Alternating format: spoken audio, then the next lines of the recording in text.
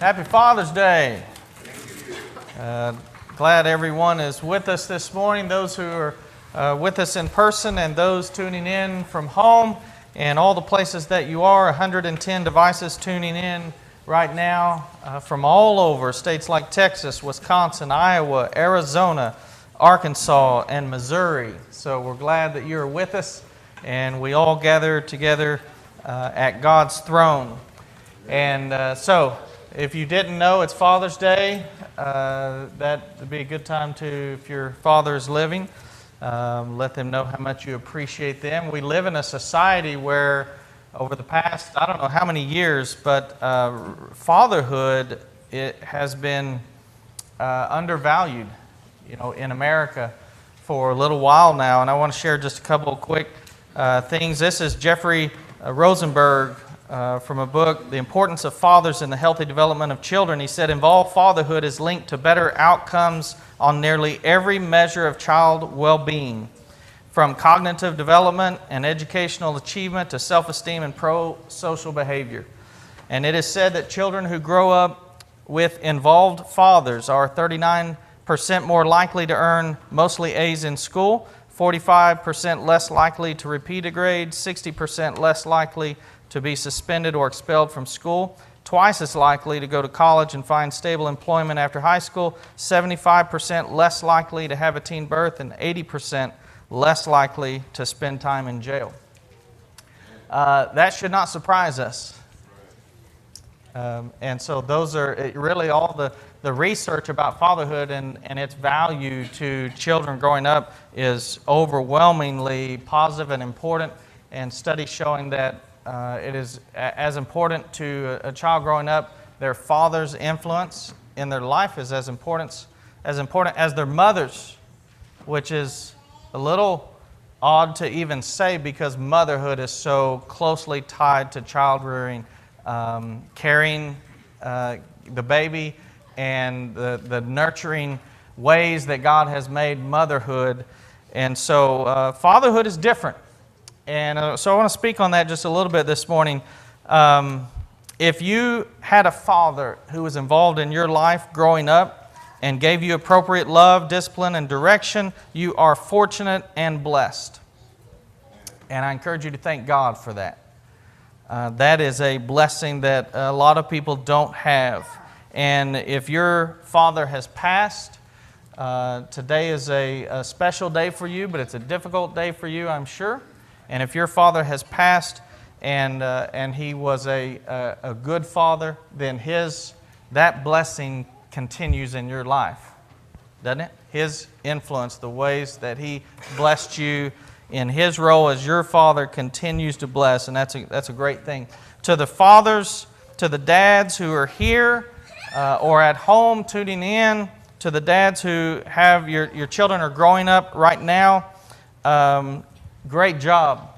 Great job that you're at the foot of the cross this morning with your kids, and those at home with your kids.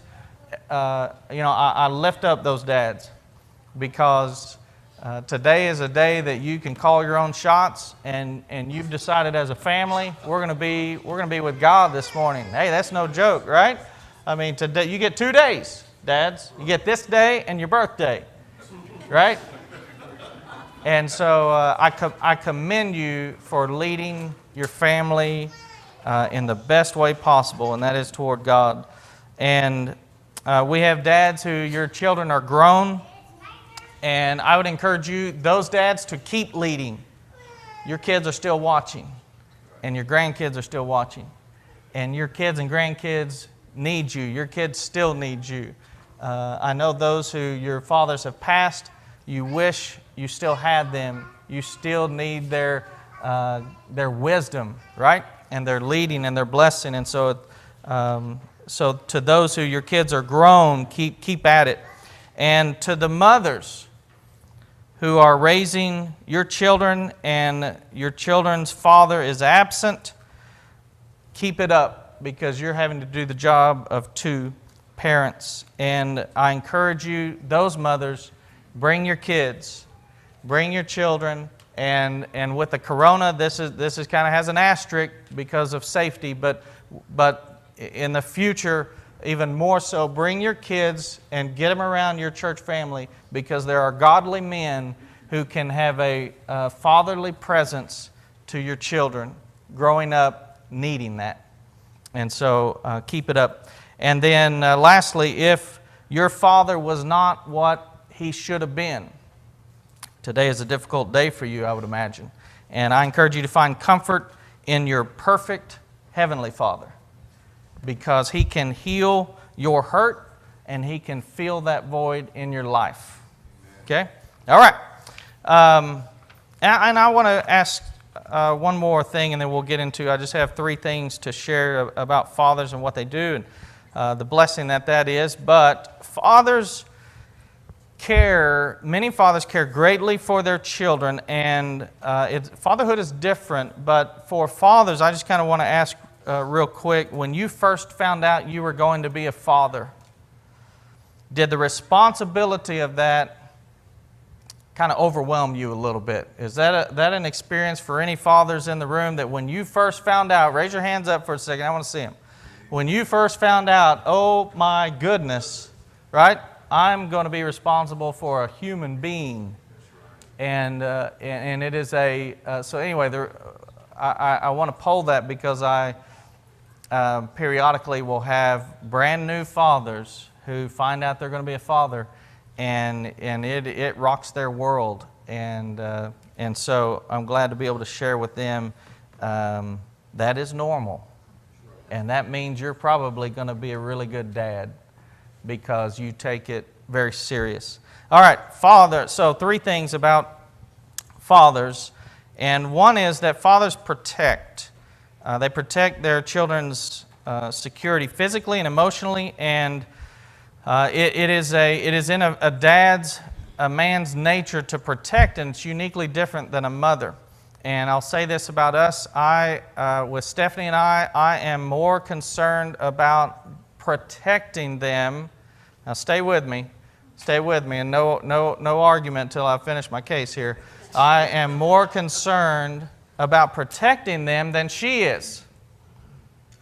Now, if they get hurt, she's the nurturer. I'm the one that says, rub some dirt on it, you're good, you're fine, quit your whining, you're all right. But as far as looking forward to what might happen and injure, right, or threaten or harm my children, it is in a father to protect. And I only know about raising girls, so I can't speak about raising boys, but raising daughters, it is deeply ingrained in a dad to protect these, right? I suspect with boys, you're like, you're good, outrun them. I don't know what it's like for dads of boys. I just have girls. But 1 Peter 3:7 says, husbands, live with your wives in an understanding way, showing honor to the woman as the weaker vessel, since they are heirs with you in the grace of life, so that your prayers may not be hindered. This is physically. God made men stronger physically. A male's physical makeup is different than a female's, and on average, men are 50% stronger. They're also taller, right? But we understand the differences. I'm not talking about better or worse. I'm talking about different. Men were made that way. And why did God give men strength? This verse reminds us it wasn't to domineer your wife, it wasn't to control, it wasn't to abuse, it was to protect.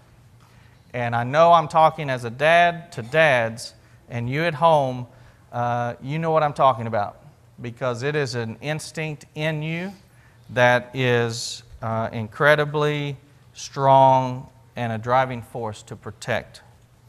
And it's a blessing.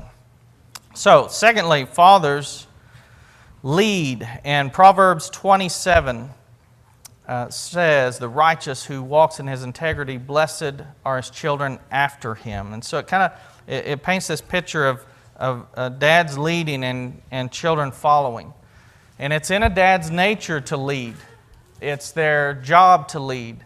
And I love seeing our dads lead their families. It is a wonderful thing to see, isn't it?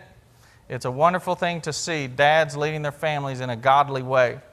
And I have just a snapshot of last week or two. Matt Tucker was up here with his 2 girls, and he was across the street looking at the bus because that's a part of Matt's ministry, is taking care of our transportation, and he's over there doing that. And I remember glancing across the street and seeing these 2 little girls just follow him around wherever he goes. And this big, strong dad and 2 little daughters, and he leads. He's leading. And when dads do that, especially in a spiritual way, it is a beautiful thing. It is a wonderful thing. And that's how God designed it. And so I encourage you to flip to Proverbs chapter 4. I want to read a little bit in this chapter, a passage here. Verse 1 says, "Hear, O sons, a father's instruction, and be attentive, that you may gain insight. For I give you good precepts. Do not forsake my teaching." So here you have a father, Solomon, and he's really stressing this. He's saying, "Hey, I have something important to tell you. Listen to me." And then reading on, verse 3 says, "When I was a son with my father, tender, the only one in the sight of my mother, he taught me and said to me, 'Let your heart hold fast my words. Keep my commandments and live. Get wisdom, get insight. Do not forget, and do not turn away from the words of my mouth.'" Why is he having to stress to listen and understand wisdom? Why is wisdom something that is not just innate? You know, you've heard of common sense. We have certain things that are just innate that you're going to do. When you get hungry, you're going to find something to eat. I mean, just built in. Wisdom's not that way. And this father is saying, listen, you're not going to do this naturally. You need to hear me. Why is it that older people tend to have wisdom? You know, young people are a blessing to us because young people, a couple reasons. One, they have fresh view of the world. They present fresh ideas. They have ambition and energy, and they tend to be idealistic. Young people do. They say, "Hey, why can't this be better?" But wisdom is with the aged. Why is that? And the answer is, wisdom, we have to learn the hard way. You don't just naturally do it. You have to learn it. You learned what didn't work, and somebody might have told you. I remember one thing my dad told me. I went to him and I told him I was about to go buy a new car. And not a brand new car, but new to me, and I'd be making payments on it. And he asked me, what my payments would be, and I rattled off a number, and he said, "You want to know how you can determine if you can afford that?" And I thought, no, I don't, because I'm getting this car. And which reminds me, I went with my sister one time. She bought a car, and I went with her, and she's the one getting it. She's the one going to make the payments. I was not emotional at all. I'm logical, rational. This is not my car. I don't care. And so I'm, going with her and helping her everything.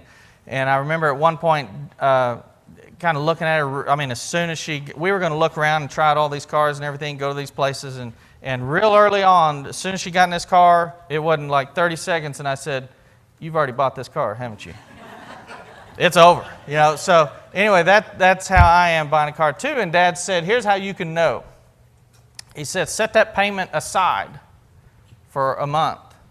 And he said, "Now do it next month, and do it the next month. And after 3 months, you'll know if you can afford that car. Plus, you'll have that much money already set aside." Right? That sound good to anyone? That sounds smart, doesn't it? Smart. You think I did that? No. No. When Stephanie and I first met, she asked me about a budget, and I said, "What's a budget?" And we sat down and we went over all my income and expenses, and my expenses were more than my income. I don't know how. Anyway, that's called debt. So, wisdom.